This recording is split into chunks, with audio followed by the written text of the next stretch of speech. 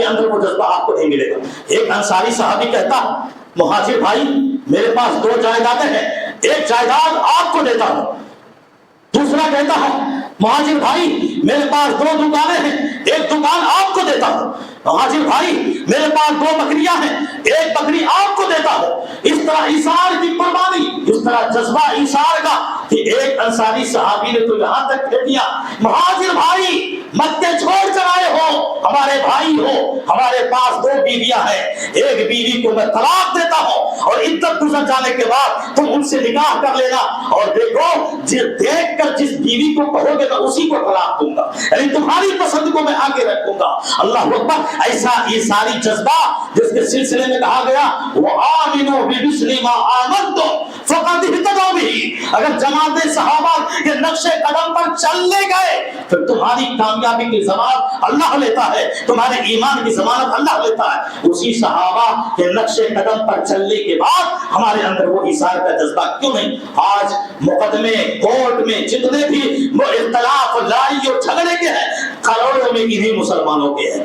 بدزبانی انہی مسلمانوں میں ہے، جھگڑے انہی مسلمانوں میں ہے، غداری انہی مسلمانوں میں ہے، مکاری انہی مسلمانوں میں ہے، نفرتیں اسی مسلمانوں میں ہے، دشمنیاں اسی مسلمان میں ہے۔ بھائی بھائی کا نہیں ہو رہا ہے تو دوسرے کا کیا ہوگا؟ میرے بھائی اور دوستو یہ ایثار کا جذبہ پیدا کرو۔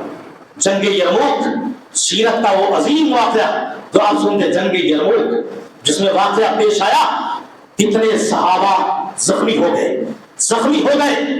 ایک صحابی حضرت حارث بن ہشام رضی اللہ تعالیٰ عنہ زخموں سے چور ہیں، پیروں اور ہاتھوں میں طاقت نہیں وہ ہلا سکے یا کہیں جا سکے، آخری آواز کیا نکل رہی ہے؟ پانی پانی پانی۔ ایک جوان سپاہی دوڑتا ہوا پیالے میں پانی لے گیا، پلا دے اس کو۔ اس کے بغل میں اکرمہ کی آواز آئی، صحابی رسول اکرمہ کی، پانی پانی، زخموں سے چور۔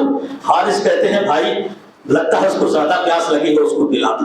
اکرمہ کے پاس جاتے ہیں، وہ جوان سپاہی پیالہ لے کر جاتا، اکرمہ کے بغل میں تیسری آواز آتی ہے پانی پانی پانی۔ اکرمہ کہتے ہیں بھائی لگتا ہے وہ مجھ سے بھی زیادہ پیاسا ہے، اس کو پلا دو۔ وہ جوان سپاہی پانی کا پیالہ لے کر تیسرے آدمی کو پلانے کے لیے جاتا ہے، جب تک جاتا کہ اس سے پہلے اس کا تن ٹوٹ جاتا ہے، اس کی روح نکل جاتی ہے، وہ اللہ کے حوالے ہو جاتا۔ یہ جوان سپاہی سوچتا ہے ایک کو نہیں بچا سکا، یہ تو تن توڑ چکا ہے۔ اب ذرا دیکھیں اکرمہ کا کیا حال ہے، اس کو پلاتے ہیں اور اس کو سیراب کرتے ہیں۔ جب اکرمہ کے پاس جاتا ہے وہ جوان، جب تک جاتا کہ ان کا بھی تن ٹوٹ چکا ہوتا ہے، ان کی بھی موت ہو گئی ہوتی ہے، وہ بھی شہید ہو گئے ہوتے ہیں۔ وہ سوچتا ہے 2 چلے گئے، تیسرے کی جان بچاتا ہوں۔ حارث کے پاس جاتے ہیں تو حارث کا بھی تن ٹوٹ چکا ہوتا ہے، وہ بھی دنیا سے ان کی روح پرواز کر گئی ہوتی ہے، وہ بھی اللہ کے پیارے ہو گئے ہوتے ہیں۔ اور واقعہ دیکھو کتنا دردناک ہے ایثار کا، کتنا دردناک ہے قربانی کا۔ جانوروں کی قربانی کر دینا نہیں، اپنے نفسوں کی قربانی کرو، اپنی چاہتوں کی قربانی کرو۔ ایک بالش کے لیے درجنوں مقدمے چلاتے ہو، صبر کا مادہ پیدا کرو، وہی ختم کرو، بھائی چارگی عام کرو، اخوت عام کرو، ایک دوسرے کو کھلا کر اپنے رشتے مضبوط کرو۔ ارے یہ تو بڑے بڑے ایثار اور قربانی کی بات کرتے ہیں۔ میرے بھائیوں آپ جانتے ہیں کھانا کھلانا، پانی پلانا یہ بہت عظیم نیکی ہے، اتنی عظیم نیکی کہ آپ اس دوران حج کے اندر خطبوں میں کبھی ایک سنے ہوں گے کہ خانہ کعبہ جس کی ذمہ داریوں کو لینا باعث فخر تھا۔ بہت سارے لوگ چاہتے ہم یہ کر دیں، ہم وہ کر دیں، ہم یہ کر دیں، اللہ کا گھر۔ آج جوان مسجدوں سے بھاگتے، مسجدوں سے دور ہیں، مسجدوں کا کوئی کام کرنا نہیں چاہتے، نہ صفائی کرنا چاہتے ہیں، بس باغی کے مقدر میں لکھا ہے، اور نہ ہی مسجدوں کو اپنے دل میں اس جگہ کو بٹھاتے ہیں۔ وہ احساس پیدا کرو یہ کسی کا گھر نہیں ہے، یہ اللہ کا گھر ہے، یہ اللہ کا گھر ہے۔ اس ناحیے سے آپ مسجد کی خدمت کرو گے، اللہ کے ہاں بہت زیادہ اجر و ثواب کے مستحق ہوگے۔ اللہ کے نبی صلی اللہ علیہ وسلم نے ایک حیرت دان منظر دیکھا، بنو ہاشم کے لوگ جو خود آپ صلی اللہ علیہ وسلم کے ہی خاندان کے تھے، بنو ہاشم کے لوگ کیا کر رہے ہیں؟ زمزم کے کنویں سے رسیاں اور ڈول ڈال کر بڑی محنتوں سے، بڑی مشقتوں سے نکال کر حاجیوں کو پلا رہے ہیں، پیاسے حاجیوں کو گرمیوں میں پلا رہے ہیں۔ اللہ کے نبی صلی اللہ علیہ وسلم نے دیکھا، بہت اچھا لگا، بہت خوش ہوئے اور کہا بنو ہاشم کے لوگوں میری دلی خواہش ہے۔ دیکھو نبی اپنی خواہش کا اظہار کر رہے ہیں، وہ بھی ایک سنت ہے۔